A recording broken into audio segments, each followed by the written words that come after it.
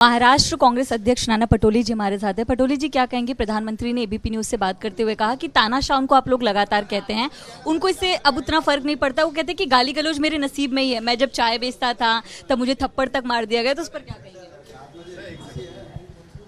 अब वो कौन से स्कूल में पढ़े, वो उनके कोई दोस्त नहीं है। चाय बेचते हो उनको किसी ने देखा नहीं है, तो मनगढ़ंत कहानी बनाने में वो बहुत एक्सपर्ट है।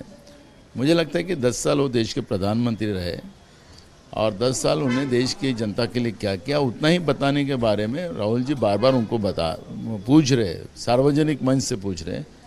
उस बारे में चर्चा करना चाहिए। प्रधानमंत्री जी की ये भावनात्मक खेल जो है वो 2014 में चल लिया, अब कैसे चलेगा?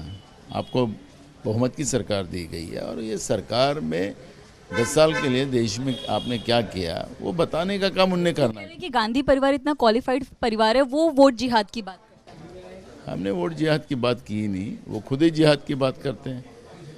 अपन गलती करना और दूसरे पे एलिगेशन करना, ये मोदी जी और बीजेपी की एक्सपर्टी है और उसमें आपको स्पष्ट दिखता है। और देश की जनता अब सब समझ चुकी है कि चाय बेचा कि नहीं बेचा, देश की जनता को पता है। कांग्रेस की सरकार थी तो वो जाति के आधार पर आरक्षण देते थे। मैं आर्थिक स्थिति को देखकर बात करता हूँ। राहुल जी ने भी यही कहा है, वो सुनते नहीं है, इसलिए तो प्रॉब्लम है। उनने लोकसभा में भी कहा था कि आप महिला आरक्षण लाए हो लोकसभा में, तो आप बताइए कि जाति यहाँ जनगणना कब करोगे? तो बोले नहीं अब नहीं करेंगे, हम 29 में करेंगे।